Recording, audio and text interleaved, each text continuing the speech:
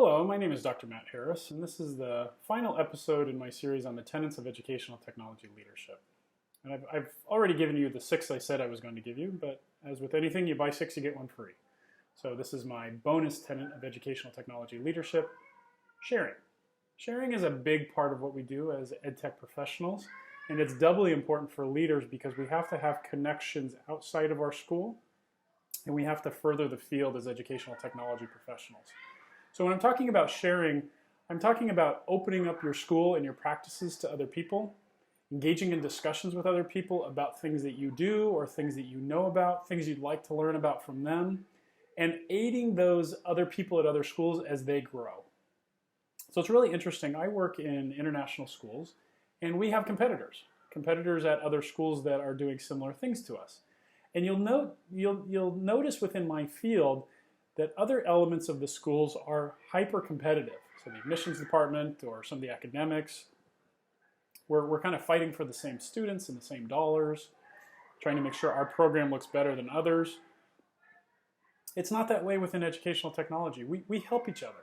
Educational technology has an ethos of sharing and mutual benefit. I mean, look at all the things that we post online that we could just keep to ourselves for our own particular schools, or the listservs that we all participate in where somebody will ask a question that, you know what, if they couldn't figure that out, it would probably be a benefit to my school.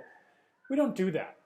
And so it's a very important part of leadership to encourage that level of sharing internally and externally. So sharing amongst your colleagues, sharing amongst the leaders you're trying to develop in your own school, and sharing between them and sharing from what you have to offer, whether it's like offering professional learning or mentoring somebody within your school as they look to move on in their careers around educational technology or something else in education. That's a central part of being a strong leader in our field, because that gets out. That gets you a reputation, that helps you connect to other people and provides you greater access to the professional learning and the growth elements that we talked about in the other videos. Having that reputation and having that kind of practice of sharing what you do brings you into a wider fold worldwide. There are so many educational technology professionals out there that you have never met.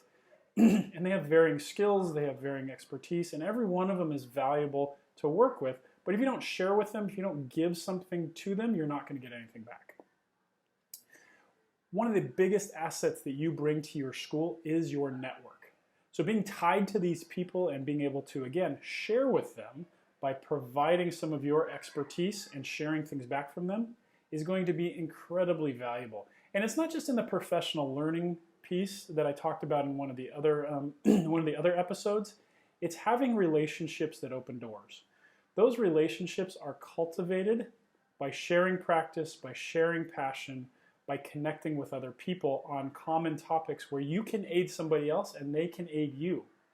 You will gain as much out of giving knowledge as you will out of receiving knowledge. You will get so much by providing advice just by the simple fact that you're having to articulate your understanding of educational technology, of leadership, of IT, whatever it is. Your giving of advice to somebody else and helping them out will improve your own practice and improve your own school. So it's really vital to share with other people. One thing that I will say pretty clearly is that I suggest you become vocal. Become your own advocate. So post things onto Twitter or onto LinkedIn or any of the social networks that you find are valuable for you. Email other people, join listservs, and provide things that you feel you have expertise in so that you can engage in conversation. Invite other schools to come visit yours, wherever you are along the way. And it may be just a discussion about you're both having similar issues around data systems, or maybe you want to show off some of the great things you're doing. Celebrate the wins, honor the losses, the failures, but talk about it. Share things out. Give those nuggets of advice through a blog post or a vlog like I'm doing here. Share those things out because other people want to hear them, and by listening to you and connecting to you, they'll be able to get quite a bit from you, and you'll be able to get quite a bit from them. So I mentor other people as they're looking to become educational technology leaders, and it gets me to thinking about things that I had forgotten about or I don't pay enough attention to. Those discussions are as valuable for me as it is for the other person. When we bring people on site to see the great things that we're doing on our school, you get this wonderful sense of pride that permeates within the organization of, wow, we really are doing some pretty great things here. Somebody wants to come see what we're doing. And in highlighting that, you start seeing the details of what makes you great, where you need to improve, and where there are opportunities for collaboration. As I said, there's so much external knowledge out there, you have to connect to it. By sharing, you're able to make those connections. So you want to foster a culture of knowledge sharing so outside of your organization. But if you do it internally as well, there is so much value in that. As I noted earlier, your job is to be a leader. You can't be a leader for everybody. You can't coach everybody. You can't solve every problem. You can hire some coaches, but you know what? You're not going to hire enough to be able to help every single member of staff. You're not going to have direct student contact with everybody. But if you can foster a vision and a culture of knowledge sharing, of connecting between people, of not competing for one-upping each other on the best project, but really learning from one another, as we hope everybody would do, what you're going to find is those problems that you normally would have to deal with firsthand, like I have to teach somebody how to use our collaboration platform, or I have to instruct people on connecting our SIS to do a report, you don't have to do it. You've taught some of the other people, you've empowered them to teach themselves, and they're helping others.